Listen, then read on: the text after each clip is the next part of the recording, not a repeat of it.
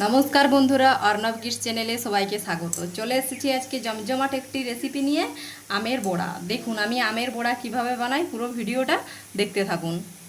দেখুন আমের বড়া বানানোর জন্য আজকে আমি দুটো আম পাকা ঠিক এরকমভাবে কেটে নিয়েছি। এরপর এর ভিতর থেকে শাঁসগুলো আমি বের করে নেব। তারপর একটা মিক্সির সাহায্যে এগুলোকে আমি একটা পেস্ট বানিয়ে নেব। দেখুন পাকা আমটা আমি মিক্সিতে পেস্ট করে নিয়ে চলে এসেছি। ঠিক এক বাটির মতো আমার পাকা আমের কাঁচটা হয়েছে। এরপর এটা আমি বেটার একটা রেডি করে নেব। তার জন্য এখানে একটা বড় পাত্র আমি নিয়ে নিয়েছি। আগে আমি দিয়ে দেবো এক বাটি চালের গুঁড়ো। এক বাটি আমের কাতের জন্য এক বাটি চালের গুঁড়ো আমি এখানে দিয়ে দিলাম। আর এই চালের গুঁড়োর মধ্যে দেব এটা 4 টেবিল স্পুন মতো দুধের গুঁড়ো। এখানে দুধ গুঁড়ো আমি দিয়ে দিলাম। আর দেব পরিমাণ মতো লবণ। পরিমাণ মতো লবণ এখানে দিয়ে দিলাম। আর দেব চিনি। দেখুন চিনিটা এখানে আমি 4 চামচ মতো দিয়ে দিচ্ছি। আপনারা নিজেদের মিষ্টি অনুযায়ী আপনারা দিয়ে দেবেন, যেরকম মিষ্টি খাবেন সেরকম দেবেন চিনিটা। এই শুকনো উপকরণগুলো খুব ভালোভাবে আমি মিশিয়ে নেব। দেখুন শুকনো উপকরণগুলো আমি খুব ভালোভাবে মিশিয়ে নিচ্ছি। দেখুন শুকনো উপকরণগুলো খুব ভালোভাবে মিশে গেছে। এরপর এখানে দিয়ে দেবো এই এক বাটি আমের কাত। আমের কাত আমি এক বাটি দিয়েছি, তাই এখানে আমি এক বাটি চালের গুঁড়ো দিয়েছিলাম, ঠিক একই বাটির মাপে। এরপর এটা ভালো করে খুব আমি মিশিয়ে নেব। এখানে কোনোরকম কোনো জল আমি ব্যবহার করব না, কিন্তু এই আমের কাতেই আমার কিন্তু একটা সুন্দর বেটার রেডি হয়ে যাবে। দেখুন ঠিক এরকমভাবে হাতে করে আমি মাখিয়ে নেব। দেখুন আমার মাখাটা কত সুন্দর হয়েছে। ঠিক এরকমভাবে আমার একটা বেটার রেডি হয়ে গেছে। এখানে কিন্তু কোনোরকম কোনো জল আমি ব্যবহার করিনি। এরপর এটাকে আমি আধ ঘন্টা মতো ঢাকা দিয়ে রেখে দেবো। তাহলে আমার চিনিটা খুব ভালোভাবে মেল্ট হয়ে যাবে এবং বেটারটাও খুব ভালোভাবে বড়ার জন্য রেডি হয়ে যাবে।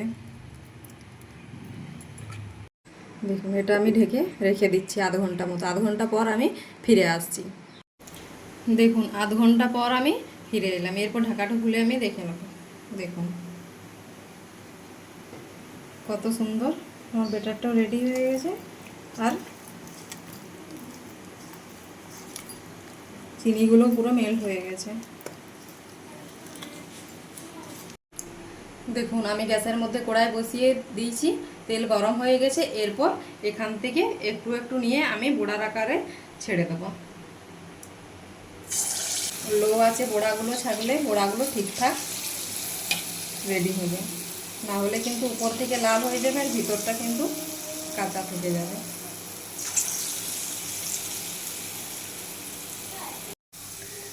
দেখুন আমি বড়াগুলো কিন্তু একবারে লো আছে ভেজে নিচ্ছি। দেখতে পাচ্ছেন বড়াগুলো উপর থেকে লাল হয়ে আসছে। এগুলি ধীরে ধীরে হলে কিন্তু খুব সুন্দরভাবে বড়াগুলো রেডি হয়ে যাবে। যেমন তালের বড়া সেরকম আমের বড়াও কিন্তু খেতে খুব টেস্টি লাগে। এভাবে খুব সহজে আপনারা বানিয়ে খাবেন, দেখবেন খেতে খুব কিন্তু সুন্দর হবে আর খুব সহজে এটি রেডি হয়ে যায়। দেখতে পাচ্ছেন বড়ার কালারগুলো কত সুন্দর হয়েছে আর বড়াগুলো দেখতেও কত সুন্দর লাগছে।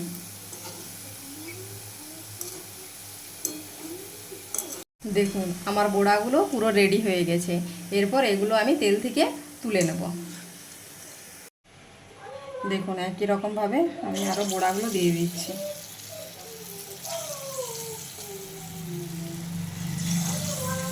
দেখলেন কত সহজে আমার আমের বড়া রেডি হয়ে গেল। পাকা আম দিয়েও যে এত সুন্দর বড়া হয় আপনারা বানিয়ে না খেলে বুঝতে পারবেন না। তাই দেরি না করে খুব তাড়াতাড়ি বানিয়ে ফেলুন পাকা আমের বড়া।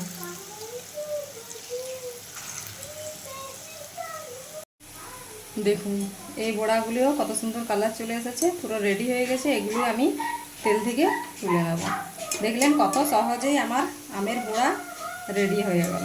দেখুন কত সুন্দর হয়েছে আর কতগুলো বড়া হয়েছে।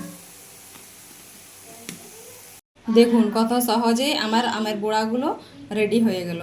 দেখতে পেলেন কত সহজভাবে আমি আমের বড়া বানিয়ে আপনাদের দেখালাম। যদি আমার ভিডিওটি ভালো লেগে থাকে অবশ্যই আমার চ্যানেলটিকে সাবস্ক্রাইব করে দেবেন এবং লাইক, ফলো, শেয়ার, কমেন্ট করতে একদমই ভুলবেন না। ফিরে আসছি নিত্য নতুন রেসিপি নিয়ে। ততক্ষণ আপনারা ভালো থাকুন, সুস্থ থাকুন, সাবধানে থাকুন।